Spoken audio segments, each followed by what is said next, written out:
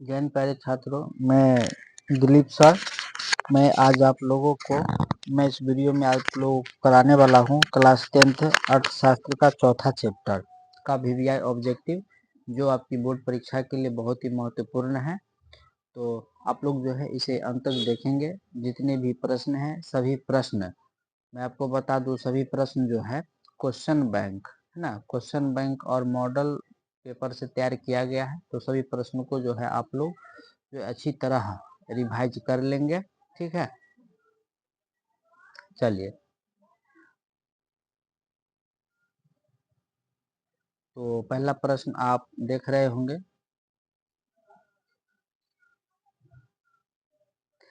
भारत में सहकारिता आंदोलन का प्रारंभ कब हुआ है? 1904, 1905, 1907, 1920। तो प्रश्न नंबर पहला का ए ऑप्शन सही हो जाएगा, 1904। उसका जो है प्रश्न नंबर 2। चलिए, प्रश्न नंबर 2, प्रत्यक्ष कर के अंतर्गत निम्न में से किसे शामिल किया जाता है? प्रश्न नंबर 2 का ए ऑप्शन सही हो जाएगा, आयकर मतलब इनकम टैक्स, ठीक है। अगला प्रश्न है प्रश्न नंबर 3, शेयर बाजार की नियामक संस्था है।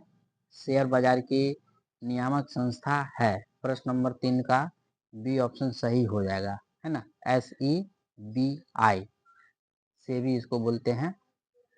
उसके बाद अगला प्रश्न है, नोबेल पुरस्कार से सम्मानित बांग्लादेशी अर्थशास्त्री कौन है? प्रश्न नंबर 4 का c option professor Mohammad Yunus हो जाएगा, ठीक है। उसके बाद अगला प्रश्न है,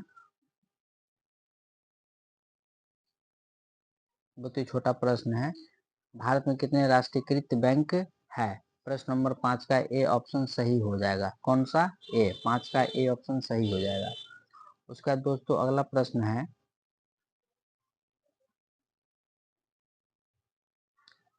गैर संस्थागत वित्त प्रदान करने वाला सबसे लोकप्रिय साधन, ठीक है, गैर संस्थागत वित्त प्रदान करने वाला सबसे लोकप्रिय साधन। तो प्रश्न नंबर 6 का बी ऑप्शन आपका सही हो जाएगा। 6 का कौन सा? बी ऑप्शन सही हो जाएगा, ठीक है। उसके बाद अगला प्रश्न है, इनमें से कौन सा संस्थागत वित्तीय संस्थान है? प्रश्न नंबर 7 का ए ऑप्शन सही हो जाएगा, है। इनमें से कौन सा संस्थागत वित्तीय संस्थान है? तो व्यावसायिक बैंक, ए ऑप्शन आपका सही हो जाएगा। उसके बाद दोस्तों अगला प्रश्न है, वाणिज्यिक बैंक का राष्ट्रीयकरण कब हुआ था? 1966, 1969, 1980, 1975। प्रश्न नंबर 8 का बी ऑप्शन आपका सही हो जाएगा, 1969। उसके बाद अगला प्रश्न है प्रश्न नंबर 9, भारत में करेंसी नोट कौन जारी करता है? भारत में करेंसी नोट कौन जारी करता है? प्रश्न नंबर 9 का सी ऑप्शन आपका सही हो जाएगा। कौन? रिजर्व बैंक ऑफ इंडिया, ठीक है। चलिए, उसके बाद अगला प्रश्न है, भारतीय मुद्रा बाजार में किस प्रकार के ऋणों का लेन देन होता है? प्रश्न नंबर 10 का ए ऑप्शन आपका सही हो जाएगा, दीर्घकालीन। क्या करता है? दीर्घकालीन, ठीक है। चलिए, उसके बाद अगला प्रश्न है दोस्तों, निम्न में से कौन सा संस्थागत संस्थान भारत में मुद्रा जारी करने के लिए अधिकृत है? मुद्रा जारी करने के लिए अधिकृत है। तो प्रश्न नंबर 11 का आपका ए ऑप्शन सही हो जाएगा, रिजर्व बैंक ऑफ इंडिया, है ना। पैसा भी इसी के गाइडेंस में छपता है और पैसा भी जारी यही करता है, ठीक है। चलिए, उसके बाद अगला प्रश्न है, दीर्घकालीन ऋण प्रदान करने वाली संस्था कौन सी है? दीर्घकालीन ऋण प्रदान करने वाली संस्था कौन सी है? प्रश्न नंबर 12 का आपका बी ऑप्शन सही हो जाएगा, 12 का कौन? बी।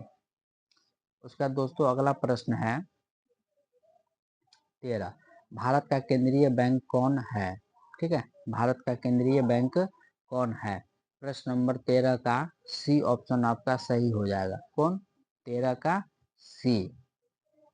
उसके बाद अगला प्रश्न है, भारत में 1 रुपया का नोट कौन जारी करता है? 1 रुपया का नोट कौन जारी करता है? प्रश्न नंबर 14 का सी ऑप्शन सही हो जाएगा। वित्त विभाग कौन करता है भाई? वित्त विभाग। ठीक है, उसके बाद अगला प्रश्न है प्रश्न नंबर 15। राज्य वित्त आयोग का गठन किया जाता है। प्रश्न नंबर 15 का ए ऑप्शन सही हो जाएगा। कौन सा? ए। पंचायतों की वित्तीय स्थिति के पुनरावलोकन के लिए, पंचायतों की वित्तीय स्थिति के पुनरावलोकन के लिए। ठीक है, चलिए उसके बाद अगला प्रश्न है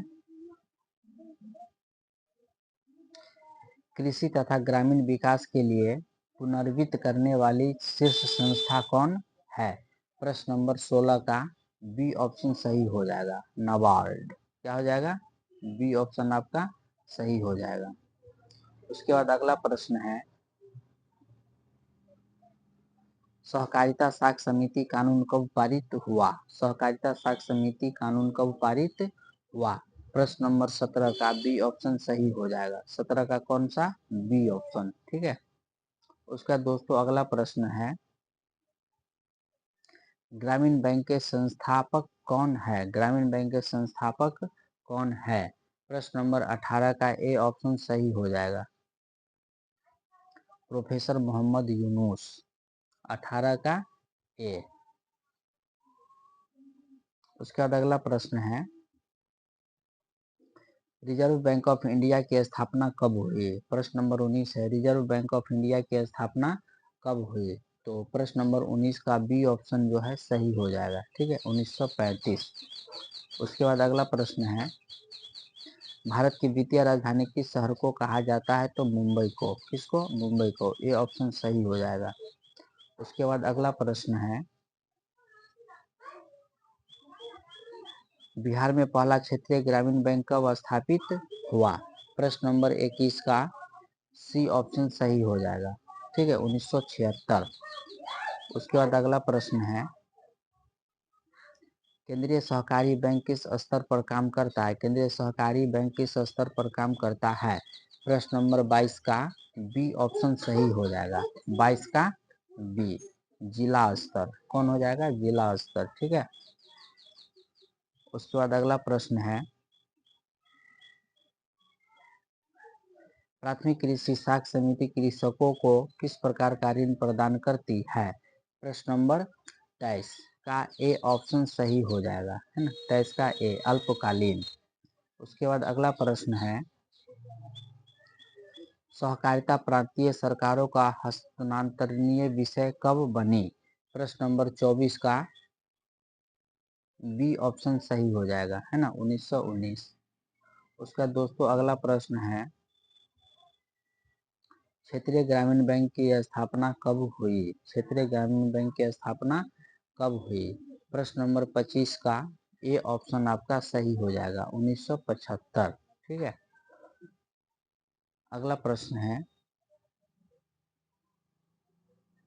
निम्न में कौन सा खाता विशेष रूप से व्यापारियों के लिए है?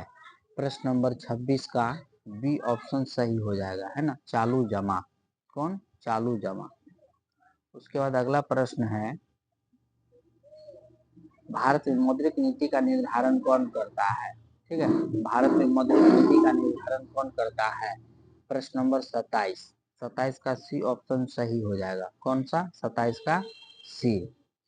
उसके बाद दोस्तों अगला प्रश्न है निम्न में से कौन पूंजी बाजार का अंग है? निम्न में से कौन पूंजी बाजार का अंग है? प्रश्न नंबर 28 का डी ऑप्शन सही हो जाएगा, है ना, प्रतिभूति बाजार, औद्योगिक बाजार, विकास वित्त संस्थान, इनमें से सभी। तो डी ऑप्शन इसका सही हो जाएगा। उसके बाद अगला प्रश्न है वाणिज्यिक बैंक का एजेंसी कार्य क्या है? वाणिज्यिक बैंक का एजेंसी कार्य क्या है? मुख्य कार्य क्या है?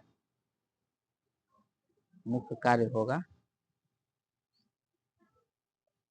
मुख्य कार्य क्या है? प्रश्न नंबर 29। प्रश्न नंबर 29 का बी ऑप्शन सही हो जाएगा। कौन? प्रतिभूतियों का क्रय विक्रय करना। ठीक है, उसके बाद दोस्तों अगला प्रश्न है सहकारिता का मूल तत्व क्या है? सहकारिता का मूल तत्व क्या है? प्रश्न नंबर 30 का डी ऑप्शन सही हो जाएगा। कौन सा? डी, इनमें से सभी। उसके बाद अगला प्रश्न है निम्न में से किस बैंक की स्थापना पहले हुई? प्रश्न नंबर 31 का A option Punjab national bank. ठीक है। उसके बाद अगला प्रश्न है, भूमि विकास बैंक को पहले किस नाम से जाना जाता था? भूमि विकास बैंक को किस नाम से जाना जाता था? प्रश्न नंबर 32 का सी ऑप्शन सही हो जाएगा। ठीक है, सी। उसके बाद अगला प्रश्न है, सूक्ष्म वित्त संस्थाओं की शुरुआत किस देश से हुई? प्रश्न नंबर 33 का सी ऑप्शन सही हो जाएगा। कौन सा? C option. ओके, चलिए, तो ये आपका चौथा चैप्टर रहा। अब जो है पांचवा चैप्टर है ये रोजगार एवं सेवाएं। रोजगार एवं सेवाएं बहुत ही महत्वपूर्ण प्रश्न सब है। तो पहला प्रश्न आप देख रहे होंगे,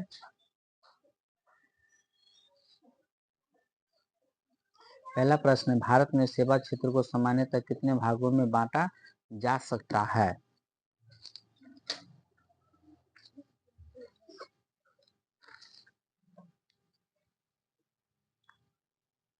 तो ये ऑप्शन आपका सही हो जाएगा, 2। उसके बाद अगला प्रश्न है, ऊर्जा के प्रमुख स्रोत क्या है? अगला है, ऊर्जा के प्रमुख स्रोत क्या है ना? तो प्रश्न नंबर 2 का डी ऑप्शन सही हो जाएगा, कोयला, पेट्रोलियम, विद्युत, तो इनमें से सभी। ठीक है, चलिए, उसके बाद आगे है,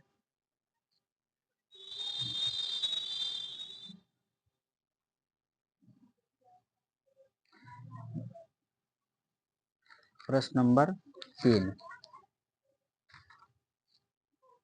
नरेगा के अंतर्गत ग्रामीण मजदूरों को साल में कम से कम कितने दिनों के लिए रोजगार देने की व्यवस्था है? प्रश्न नंबर 3, प्रश्न नंबर 3 का ए ऑप्शन सही हो जाएगा, है ना? 100 दिन के लिए। कितने? 100 दिन के लिए। उसके बाद दोस्तों अगला प्रश्न है, अंतर्राष्ट्रीय श्रमिक संगठन की स्थापना किस वर्ष हुई? प्रश्न नंबर 4 का बी ऑप्शन सही हो जाएगा, 1919। उसके बाद अगला प्रश्न है, मानव पूंजी के प्रमुख घटक है? प्रश्न नंबर 5 का डी ऑप्शन सही हो जाएगा, इनमें से सभी, ज्ञान, कौशल, अनुभव। ठीक है, डी ऑप्शन सही हो जाएगा। उसके बाद दोस्तों अगला प्रश्न है, जवाहर रोजगार योजना शुरू हुई? जवाहर रोजगार योजना शुरू हुई। प्रश्न नंबर 6 का बी ऑप्शन आपका सही हो जाएगा। ठीक है, 1989। उसके बाद अगला प्रश्न है, इनमें से कौन आर्थिक विकास क्षेत्रों से संबंधित नहीं है? प्रश्न नंबर 7 का डी ऑप्शन सही हो जाएगा। 7 का कौन? डी ऑप्शन, सहकारी क्षेत्र। उसके बाद अगला प्रश्न है, कौन सी सेवा गैर सरकारी है? कौन सी सेवा गैर सरकारी है जिसमें सरकार का कोई योगदान नहीं है? तो वह हो जाएगा कौन? वित्त सेवा, है ना? 8 का बी ऑप्शन सही हो जाएगा। कौन सी सेवा गैर सरकारी? सैन्य सेवा, रेल सेवा, डाक सेवा।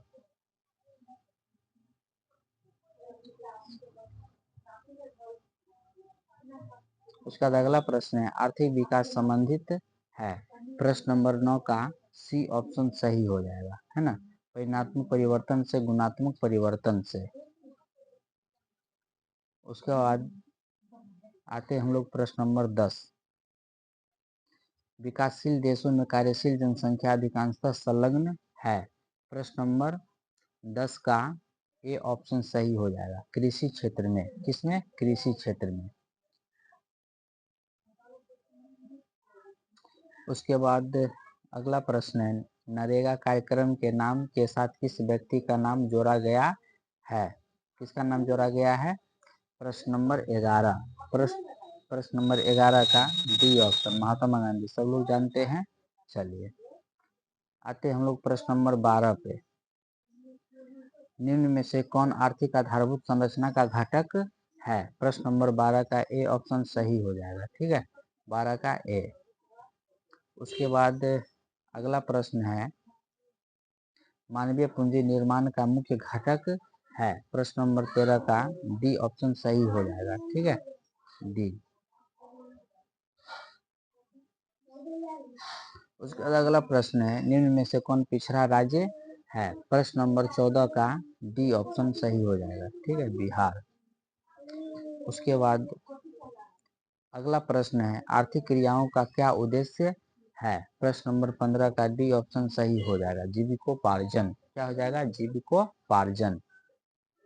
उसके बाद आते हैं हम लोग प्रश्न नंबर 16 पे। भारत के सकल घरेलू उत्पाद में किस क्षेत्र का योगदान सर्वाधिक है? प्रश्न नंबर 16 का सी ऑप्शन सही हो जाएगा, सेवा क्षेत्र। क्या हो जाएगा? सेवा क्षेत्र। प्रश्न नंबर 17। प्रश्न नंबर 17 है, छिपी बेरोजगारी पाई जाती है। प्रश्न नंबर 17 का बी ऑप्शन सही हो जाएगा, कृषि क्षेत्र में। ठीक है। प्रश्न नंबर 18, वस्तुओं और सेवाओं को अपने उपयोग के लिए कौन खरीदता है? प्रश्न नंबर 18 का सी ऑप्शन सही हो जाएगा, उपभोक्ता। ठीक है। उसके बाद आते हम लोग प्रश्न नंबर 19, निम्न में से कौन गैर आर्थिक आधारभूत संरचना का अंग है? प्रश्न नंबर 19 का बी ऑप्शन सही हो जाएगा। ठीक है, शिक्षा।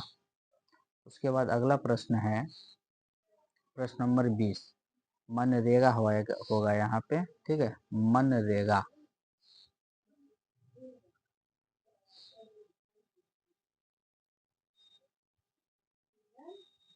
यहाँ पे आपका जो है मनरेगा हो जाएगा। कार्यक्रम की शुरुआत किस राज्य से हुई? तो प्रश्न नंबर 20 का आपका जो है डी ऑप्शन सही हो जाएगा, आंध्र प्रदेश। उसका दोस्तों अगला प्रश्न है, निम्न में से कौन सी बेरोजगारी कृषि क्षेत्र में पाई जाती है? छिपी बेरोजगारी, है ना, अभी तुरंत बताए हैं। उसके बाद अगला है, प्रत्यक्ष विदेशी निवेश का सर्वाधिक लाभ किस क्षेत्र को मिला है? प्रश्न नंबर 22 का डी ऑप्शन सही हो जाएगा। कौन सा? डी, विनिर्माण क्षेत्र। उसके बाद हम देख रहे हैं अगला प्रश्न, निम्न में से किसके द्वारा पूंजी निर्माण होता है? प्रश्न नंबर 23 का किसके द्वारा पूंजी निर्माण होता है? उपभोग नहीं, विनिमय नहीं, विनियोग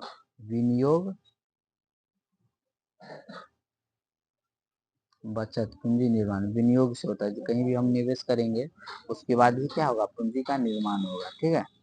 उसका दोस्तों आते हैं हम लोग प्रश्न नंबर 24 पे। किस पे?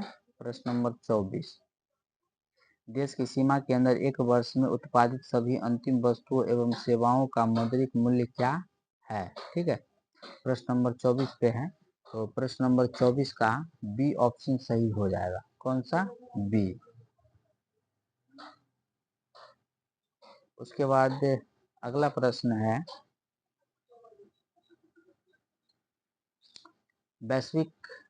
वैश्वीकरण की नीति से किस क्षेत्र को सबसे कम लाभ हुआ? प्रश्न नंबर 25 का ए ऑप्शन सही हो जाएगा, कृषि। उसके बाद अगला प्रश्न है, सकल घरेलू उत्पाद में सबसे कम योगदान किस क्षेत्र का है? प्रश्न नंबर 26 का ए ऑप्शन सही हो जाएगा। कौन सा? ए, प्राथमिक क्षेत्र। अब लगता है अंतिम प्रश्न है, अंतिम ही है। तो निम्न में से क्या आर्थिक आधारभूत संरचना का अंग है? प्रश्न नंबर 27 का डी ऑप्शन सही हो जाएगा, नागरिक सेवाएं। ठीक है। तो ये आपके जो है 4 और 5 अर्थशास्त्र क्लास 10th के 4 और 5 चैप्टर का जो है महत्वपूर्ण ऑब्जेक्टिव था। इसे आप अच्छी तरह जो है याद कर लेंगे और ये सब प्रश्न निश्चित आपके परीक्षा में आने वाले हैं। तो नेक्स्ट वीडियो का नेक्स्ट प्रश्न का आप लोग इंतजार करेंगे। जय हिंद, जय बिहार, जय बिहार के छात्रों।